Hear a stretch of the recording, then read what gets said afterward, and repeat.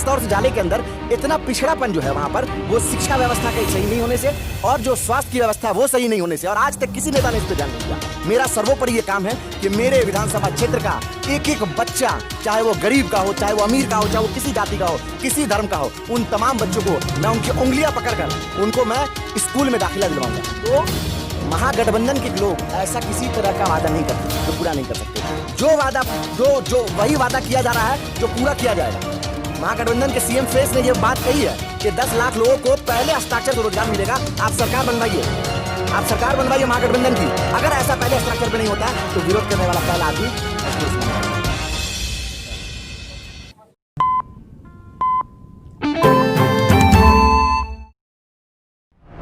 अस्सलामुअलैकुम, आदाब। मैं तौहीद अली। स्वागत है आप सभी का बदलता हिंदुस्तान न्यूज़ पर।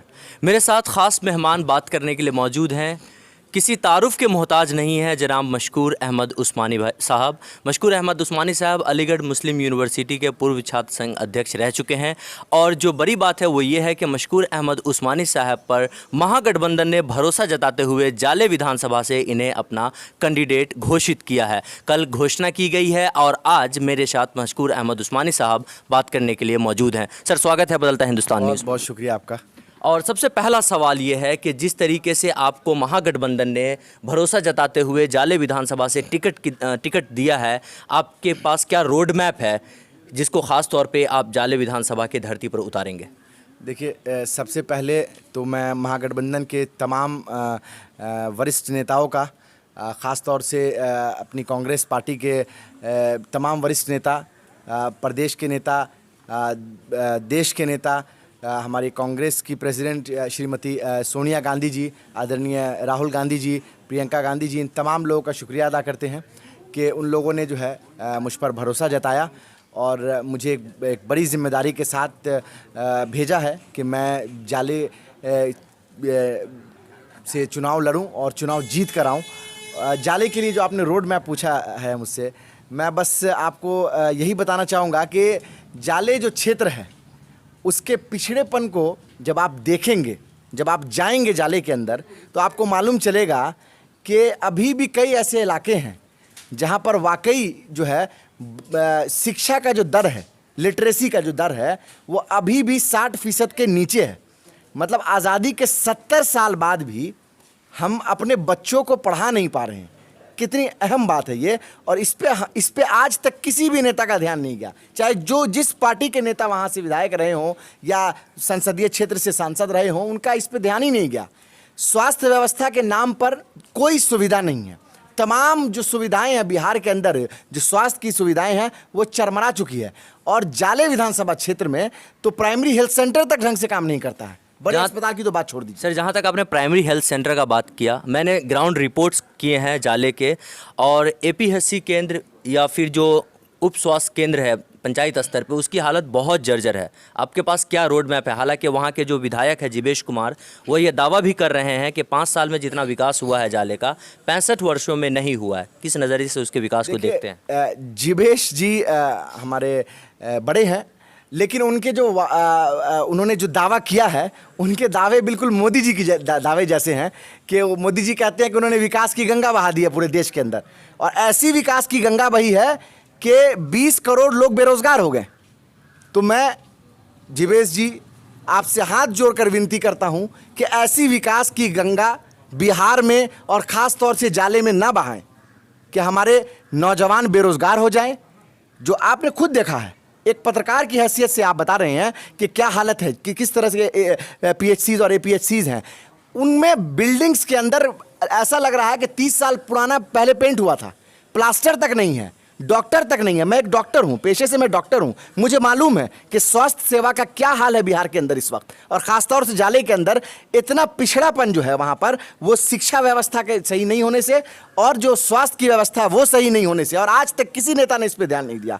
मेरा सर्वोपरि ये काम है कि मेरे विधानसभा क्षेत्र का एक एक बच्चा, चाहे वो गरीब का हो, चाहे वो अमीर का हो, चाहे वो किसी जाति का हो, किसी धर्म का हो, उन तमाम बच्चों को मैं उनकी उंगलियां पकड़कर उनको मैं स्कूल में दाखिला दिलवाऊंगा, उनको बेहतर शिक्षा दिलवाऊंगा, और उनको मैं ये कहूँगा कि आप इतने शिक्षित हो जाइए कि मैं अगर आपका विधायक रहूँ, मैं आपका अगर प्रतिनिधि रहूँ, तो आप मुझसे सवाल करें कि विधायक जी आपने क्या काम किया 5 साल के अंदर। मैं ये चाहता हूं कि आज अगर किसी बच्चे का हम अगर 5वीं क्लास में दाखिला कराएं तो 10वीं में उसके पास इतनी समझ हो जाए 5 साल बाद, अगले चुनाव में जब हम आए तो वो 10वीं क्लास का बच्चा मुझसे सवाल करे कि विधायक जी आपने क्या काम किया। मेरा ये सपना है। मैं ऐसा विधानसभा चाहता हूँ। मैं ऐसा विधानसभा चाहता हूँ जहाँ पर हर गरीब तबके का आदमी, किसान, मजदूर भाई, हमारे किसान भाई, उन तमाम लोगों को फ्री हेल्थ सर्विस मिले।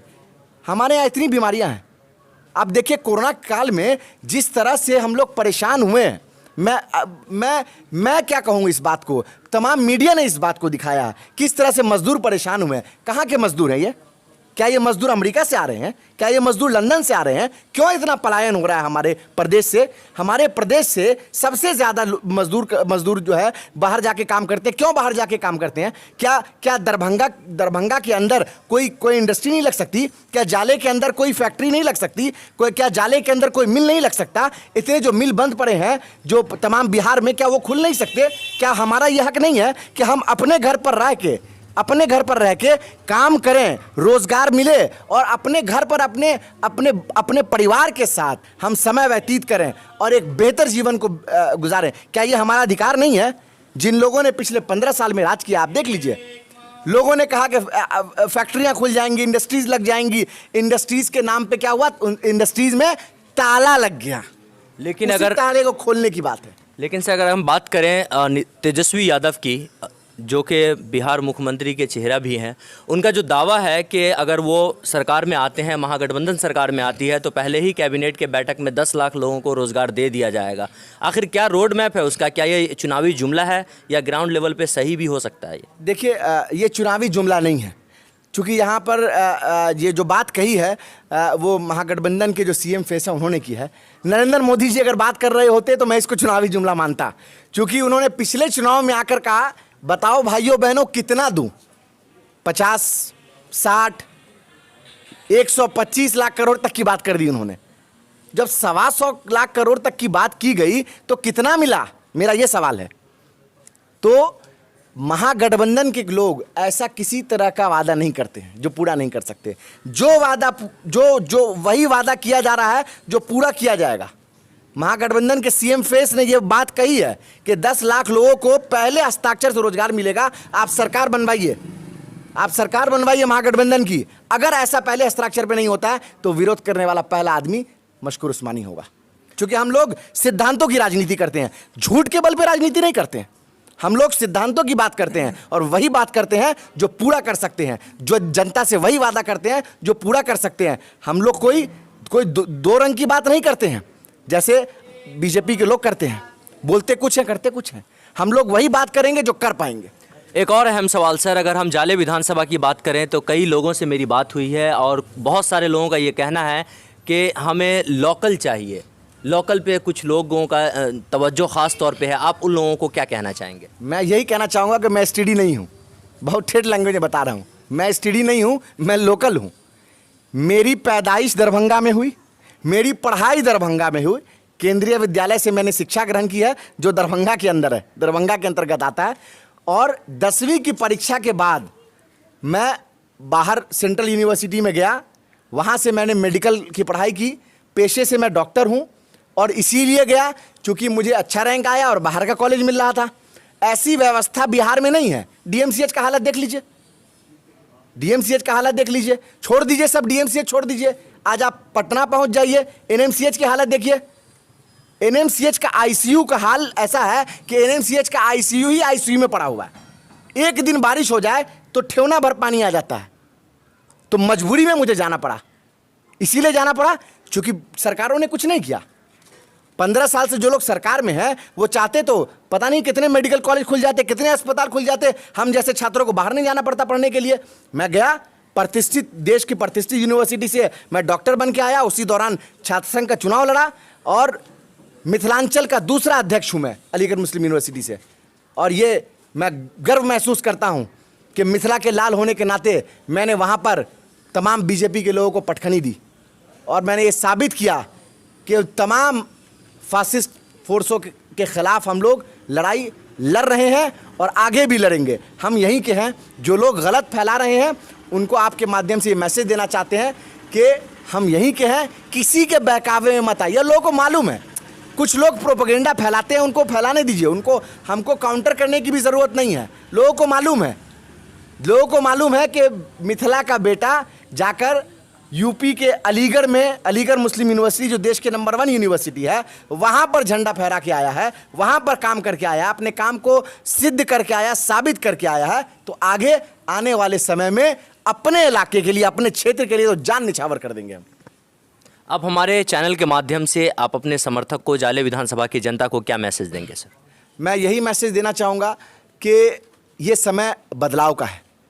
हम तमाम लोगों को एक ऐसे बिहार की कल्पना करनी है जिस बिहार में रोज़गार हो, एक ऐसे बिहार की कल्पना करनी है जिस बिहार में शिक्षा हो, एक ऐसे बिहार की कल्पना करनी है जिस बिहार में अच्छी स्वास्थ्य व्यवस्था हो, एक ऐसे बिहार की कल्पना करनी है जिसमें कारखाने हों, एक ऐसे बिहार की कल्पना करनी है जिसमें हमारे गरीब मजदूर भाई जो पैदल 2000 किलोमीटर चलकर आए हैं, कभी आने वाले समय में उनको इस तरह की परेशानियां ना झेलनी पड़े। तो बस जनता मालिक होती है, जनता मालिक होती है और फैसला मालिक करता है। तो मालिक के फैसले का इंतजार सब लोगों को रहेगा। मैं यही कहूंगा, इन तमाम मुद्दों को देखें और देखिए कि आपकी आवाज़ कौन बुलंद कर सकता है। कौन ऐसे लोग हैं जो आज तक सरकार के सामने नहीं झुके, किसी भी परिस्थिति में नहीं झुके, उनको चुन के भेजिए आप लोग।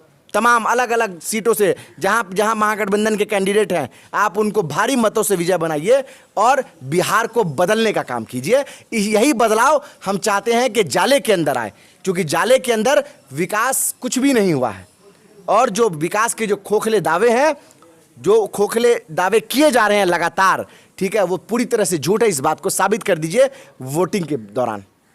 तो ये थे जनाब मशकूर अहमद उस्मानी साहब। फ़िलहाल के लिए बस इतना ही। तमाम अपडेटेड खबरों के लिए देखते रहें बदलता हिंदुस्तान। थैंक यू भाई।